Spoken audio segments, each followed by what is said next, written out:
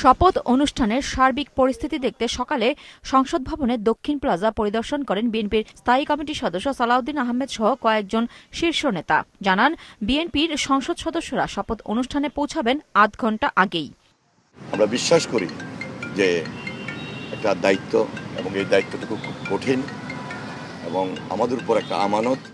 বিরোধী দলের ছায়া মন্ত্রিসভা গঠনের সিদ্ধান্তকে স্বাগত জানিয়ে সালাউদ্দিন আহমেদ বলেন, স্পিকার ও ডেপুটি স্পিকার না থাকায় সংসদ সদস্যদের শপথ পড়াতে পারেন প্রধান নির্বাচন কমিশনার। তবে সংবিধান সংস্কার পরিষদের শপথ পড়ানোর ম্যান্ডেট নেই নির্বাচন কমিশনের।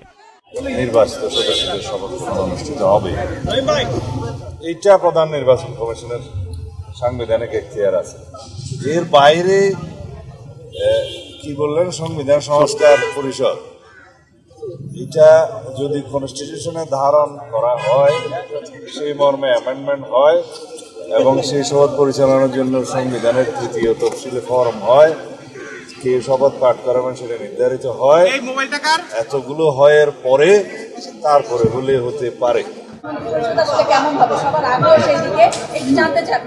এদিকে রাজধানীতে এক আলোচনা সভা শেষে বিএনপির স্থায়ী কমিটির সদস্য মেজর হাফিজ বলেছেন, দুর্নীতির ইতিহাস নেই এমন নবীন প্রবীণের সমন্বয়ে গঠিত হবে মন্ত্রিসভা। এই মন্ত্রিসভায় নিশ্চয়ই যারা দীর্ঘদিন এই ফ্যাসিস্ট সরকারের বিরুদ্ধে আন্দোলন সংগ্রাম করেছে, অবদান রেখেছে, তারা নিশ্চয়ই এই মন্ত্রিসভায় স্থান পাবেন।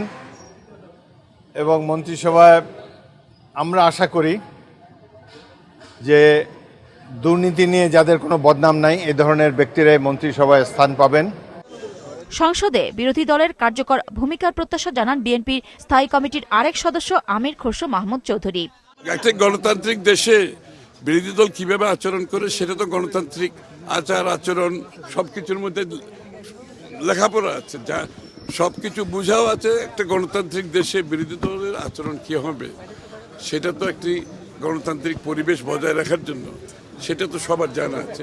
তিনি বলেন, সরকারের সব বিভাগেই চ্যালেঞ্জ রয়েছে, সবকিছু বিবেচনায় রেখেই সিদ্ধান্ত নেবে তার দল, জানান তিনি। নুরুন নাহার বিলি, মাছরাঙা সংবাদ, ঢাকা।